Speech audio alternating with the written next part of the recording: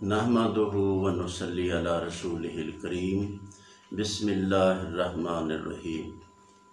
नाज़रीन, मैं हकीम इकबाल का भाई अर्ज़ कर रहा हूँ।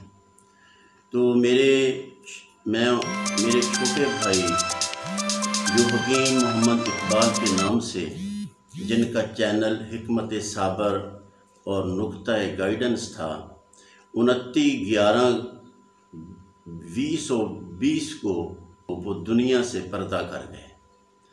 तो बड़े फ़ोन आ रहे हैं, उनके फॉलोअर बहुत ज़्यादा थे। तो पाकिस्तान से और दूसरे मुल्कों से बहुत ज़्यादा फ़ोन आ रहे हैं कि हमें बताया जाए कि हकीम मोहम्मद इकबाल अचानक दुनिया से किस तरह चले गए, कैसे उनका इंतकाल हो गया।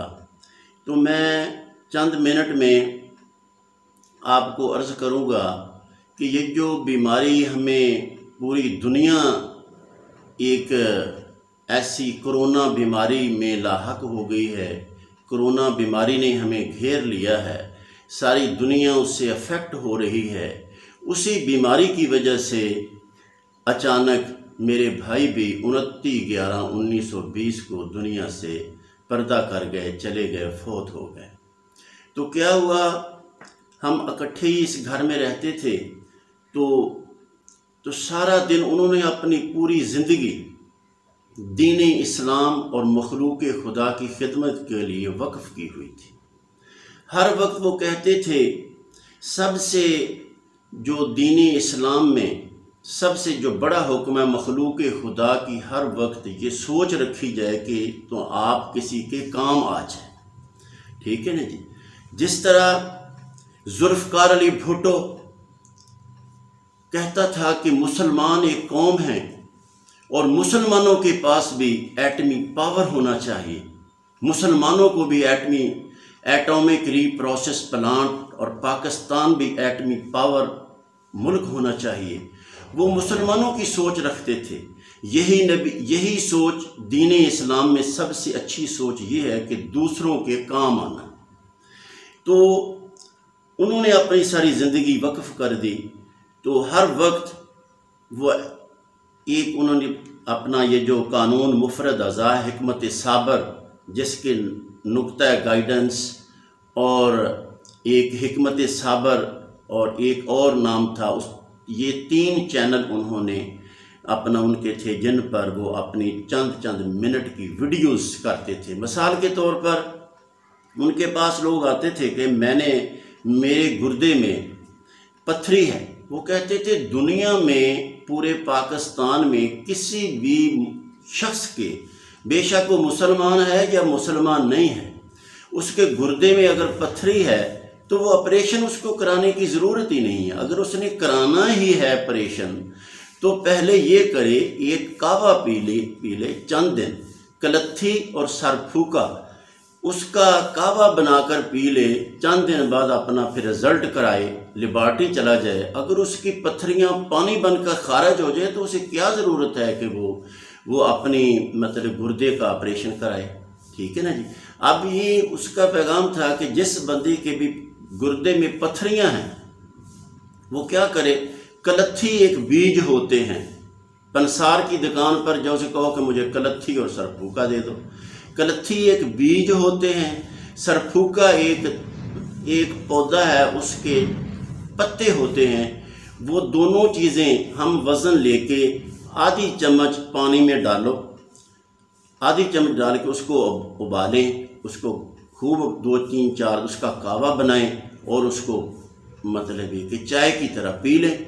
और चंद दिन के बाद आपकी पत्थरियाँ जो पानी बनकर खारिज हो जाएंगी। तो ये चीज़, इस तरह के छोटे छोटे नुस्खे वो मखलूक खुदा को बताता था। तो दूसरे हकीम उसके पास बड़े आते थे, यार तुम लोग कैसे हकीम हो, तुम तो अपने हाथ काट कर मखलूक खुदा को दे रहे हो। तो ऐसे नुस्खे तो कोई अपने बेटे को भी नहीं बताता। तो आप लिख कर अपने चैनल पर लिख कर लोगों को बता रहे हैं और कह रहे हैं कि ये नुस्खे मखलूक खुदा को बताओ, और घर ये चीज़ें पहुंचनी चाहिए। ये वो नुस्खे हैं جو صدیوں سے انبیاء کرام کے ذریعے آسمانوں سے اللہ پاک کی مدد کے ذریعے اترے، اور وہ چھوٹے چھوٹے نسخوں میں کتنی بڑی یہ بات ہے کہ ایک بندے کے پتھری ہے گردے میں، اور وہ کلتھی اور سرپھوکا کا کعوہ بنا کر پیے، اور اس کا جناب پتھریاں پانی بن کر خارج ہو، ہزاروں بندوں کو آرام آ گیا۔ تو ان کو شکر، تو پھر کہتا تھا اگر کسی کے پتے میں پتھری ہے تو کیا کرے؟ سونڈ نشادر سنامکی کالی مرچ، ٹھیک ہے، سونڈ نشادر کالی مرچ اور سنامکی۔ تو اس کی یہ اس نے اپنے یہ جو چینل میں چھوٹے چھوٹے اس کے بنے ہوئے ہیں، اپنا اس کی ویڈیوز، اس میں یہ لکھا ہوا ہے یہ نسخہ بھی، تو وہ کرے، اور وہ اس کا جو پتے کی پتھریاں ہیں وہ بھی خارج ہو جائیں گی۔ پھر چیک کروا لو، آپ اپنے کسی لیبارٹری سے ٹیسٹ کروا لو، اگر آپ کا پتھریاں، گردے کی پتھریاں یا پتے کی پتھریاں تھوڑا چھوٹا سا نسخہ ایک استعمال کرنے کی وجہ سے خارج ہو جاتی ہیں، تو کیا ضرورت ہے آپ کو کہ آپ دوسرا آپریشن کراتے پھریں؟ ہمارے خاندان کے لوگوں کو لوگ کہتے ہیں یہ ڈاکٹرز فیملی، ہمارے سارے خاندان کے بڑے بھائی بھی ڈاکٹر ہیں، اس سے بڑے ڈاکٹر سرور ہیں، ڈاکٹر امجد کی 3 بیٹے ہیں، سارے ڈاکٹر ہیں، ان کی ازواج جو ہیں وہ بھی ڈاکٹر ہیں، میرا بیٹا بھی MBBS ڈاکٹر ہے، اور اس طرح یہ حالانکہ ہمارا سارا خاندان ڈاکٹر، لیکن یہ چھوٹا بھائی سب سے چھوٹا تھا، اس نے کہا یہ ہمارے ڈاکٹر جو ہیں یہ ہر بندے کو اکثر اینٹی بائیوٹک ہی دیتے جا رہے ہیں، حالانکہ ہر بیماری کے لیے اینٹی بائیوٹک، ایک آدمی اس نے جو تھیوری پیش کی ہے نا، اس تھیوری کے مطابق وہ کہتا ہے ایک بندہ گرم ہے، پہلی گرمی ہوئی ہے، یا ایک بندہ پہلے اسے ٹھنڈ ہے، ایک بندہ پہلے ہی بہت ہی اس کا بلڈ گرا ہوا ہے، اسے کو بھی اینٹی بائیوٹک دے دو، اور جو پہلے ہی بہت زیادہ مطلب ہے کہ گرمی کی حالت میں اس کو بھی اینٹی بائیوٹک گرم دوائیاں دے کے اس کا بیڑا غرق کر دو۔ ایسے نہیں ہونا چاہیے۔ وہ کہتا تھا ایک بندہ گرم طبیعت میں ہے، اس کا برا حال ہے، کوئی بیماری ہے، اس کو ٹھنڈی چیزیں دے دو تو اس کو آرام آ جائے گا۔ تو اس طرح وہ بھائی اقبال صاحب کے بارے میں جو اتنے فون آ رہے تھے، پوری میرا خیال تھا کہ آج میں نے چاہا کہ میں اپنے چھوٹے بھائی کے متعلق آپ کو بتا دوں کس طرح ان کی مطلب انتقال ہو گیا۔ تو میں نے یہ آپ کو بتایا کہ ہم نے اس کو پھر فوری طور پہ جب اس کو بخار سا ہوا تو میرا بیٹا ڈاکٹر محمد فرید احمد جو اسی مروٹ ہاسپٹل میں ادھر اس کی تعیناتی ہے، تو اس کو لے کر بھائی اقبال کو فوری طور پر بہاولپور لے گئے۔ تو ڈاکٹر صاحبان نے کہا اس کو تو کرونا ہو گیا۔ پورے پاکستان سے لوگ آتے تھے، بھائی اقبال کے ہاتھ چومتے تھے۔ تو